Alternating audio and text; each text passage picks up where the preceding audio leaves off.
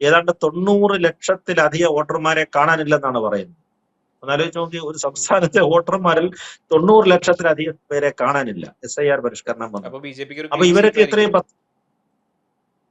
തീർച്ചയായിട്ടും വോട്ടർ പട്ടിക പരിഷ്കരണം എന്ന് പറഞ്ഞാൽ ജെനുവിനായിട്ടുള്ള വോട്ടുകളല്ലേ ഇവിടെ ചെയ്യുകയുള്ളൂ. തീർച്ചയായിട്ടും ജെനുവിനായിട്ടുള്ള വോട്ടുകളെ ചെയ്യാറുള്ളൂ. അപ്പൊ ഈ 90 ലക്ഷം എന്ന് പറയുന്ന ആരായിരുന്നു? പശ്ചിമബംഗാളിലെ വോട്ടിങ്ങിന്റെ അവസ്ഥ നമുക്കറിയാമല്ലോ. അവിടെ പോലീസിനും പട്ടാളത്തിനും വലിയ കൺട്രോളൊന്നുമില്ല. എല്ലാം മമതയുടെ മുഖ്യമന്ത്രിയുടെ നേതൃത്വത്തിലാണ്. ശരിക്കും ഗുണ്ടായിസം നിലനിൽക്കുകയാണ്. ഗുണ്ടായിസമാണല്ലോ അവിടെ നടക്കുന്നതെന്ന് പറയുന്നത്. അവിടെ കുറച്ച് ഗുണ്ടകള് ഏത് സമയത്തും സ്ഫോടനം ഉണ്ടാകാം, ഏത് സമയത്തും അക്രമങ്ങൾ ഉണ്ടാകാം, ഏത് സമയത്തും വ്യാപകമായിട്ട് സംഘടനകൾ നടക്കാം. പോലീസിനെയും പട്ടാളത്തെ ആക്രമിക്കുന്നതിനൊന്നും യാതൊരു മര്യാദയുമില്ല, അല്ലെങ്കിൽ വിവരമില്ലാത്ത പോലെയാണ് കാര്യങ്ങളൊക്കെ ചെയ്യുന്നത്.